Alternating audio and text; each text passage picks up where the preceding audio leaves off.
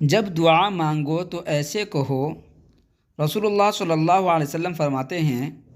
اللہ تبارک و تعالی نے اس میں پاک ارحم الراحمین پر ایک فرشتہ مقرر فرمایا ہے کہ جو شخص اسے 3 بار کہے گا، اللہ تبارک و تعالی اس کی دعا ضرور قبول کرے گا۔ اگر آپ ارحم الراحمین کی ورد کرتے ہیں تو انشاءاللہ آپ کی دعا ضرور قبول ہوگی۔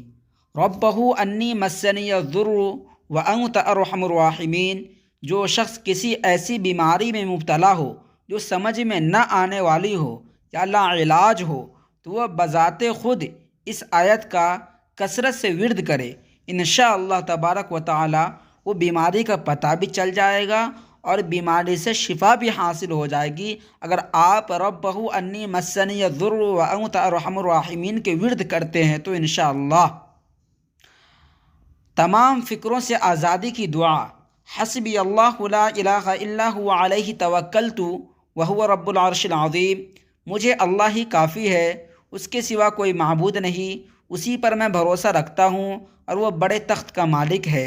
حضرت ابو درداء رضی اللہ تعالیٰ عنہ فرماتے ہیں کہ اگر کوئی شخص اس دعا کو صبح و شام 7 مرتبہ پڑھتا ہے تو انشاءاللہ تبارک و تعالیٰ تمام فکروں سے آزادی مل جائے گی۔ بیماری سے شفا کے لیے دعا،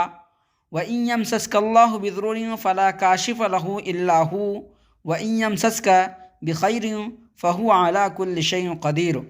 آپ اس کا ورد ضرور کیا کرے اپنی بیماریوں میں، انشاءاللہ تبارک و تعالی آپ کو ضرور بالضرور شفا حاصل ہوگی۔ اگر آپ کوئی سی بیماری میں مبتلا ہو تو اس آیت کریمہ کا ضرور ورد کریں، انشاءاللہ آپ کو بہت فائدہ ہوگا۔ ہر طرح کی بیماری سے شفا کا دم نبی کریم صلی اللہ علیہ وسلم نے فرمایا، جب کوئی شخص کسی ایسے مریض کی عیادت کرے جس کی موت کا وقت ابھی قریب نہ آیا ہو اور اس کے پاس 7 مرتبہ یہ دعا پڑھے، اسأل اللہ العظیم رب العرش العظیم ان یشفیک، میں عظمت والے اللہ جو عرش عظیم کا رب ہے سے دعا کرتا ہوں کہ وہ تمہیں شفا دے،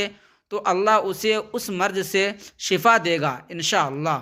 7 تباہ کن گناہ، حدیث نبی صلی اللہ علیہ وسلم حضرت ابو ہریرہ رضی اللہ تعالیٰ عنہ سے روایت ہے کہ نبی کریم صلی اللہ علیہ وسلم نے فرمایا، 7 تباہ کن گناہوں سے بچو۔ لوگوں نے پوچھا وہ کون سے گناہ ہے؟ آپ نے فرمایا، اللہ تبارک و تعالیٰ کے ساتھ کسی کو شریک کرنا، جادو کرنا، اسی طرح کے ہے۔ بہترین وظائف گناہوں سے چھٹکارے کے لیے، صفائی قلب کے لیے، ظاہر و باطن کی صفائی کے لیے، یا آخر یا ہادی یا باعث یا نور یا مہیمن یا حسیب، یعنی گناہوں سے چھٹکارے کے لیے اوپر والا ہے، بیچ والا صفائی قلب کے لیے، دل کے لیے، ظاہر و باطن کی صفائی کے لیے نیچے والا۔ آپ تینوں کو ورد کریں، انشاءاللہ تبارک و تعالیٰ آپ کو بہت ہی فائدہ ہوگا اس وظائف سے۔ پیشاب کو جاری کرنے اور پتھری کو دور کرنے کی دعا، حضرت ابو درداء رضی اللہ تعالیٰ عنہ فرماتے ہیں کہ ایک شخص نے پیشاب بند ہو جانے یا پتھری کی تو رسول اللہ صلی اللہ علیہ وسلم نے اس کو یہ دعا سکھا دی، اس کو پڑھ لیا کرو، ربنا انت الذی فی السماء تقدس اسمک امرک فی السماء والارض کما ان۔ تمام فکروں سے آزادی کی دعا، حسبی اللہ لا الہ الا هو علیہ توکلت وہو رب العرش العظیم، مجھے اللہ ہی کافی ہے، اس کے سوا کوئی معبود نہیں، اسی پر میں بھروسہ رکھتا ہوں اور وہ بڑے تخت کا مالک ہے۔ حضرت ابو درداء رضی اللہ تعالیٰ عنہ فرماتے ہیں کہ اگر کوئی شخص اس دعا کو صبح و شام 7 مرتبہ پڑھتا ہے تو انشاءاللہ تمام فکروں سے آزادی مل جائے گی۔ آپ اس آیت کریمہ کا ضرور ورد کریں۔ اگر آپ میرے چینل پر نئے ہیں تو چینل کو سبسکرائب کر دیں اور بیل آئکن کا بٹن دبا دیں تاکہ جو ویڈیو آئے سب سے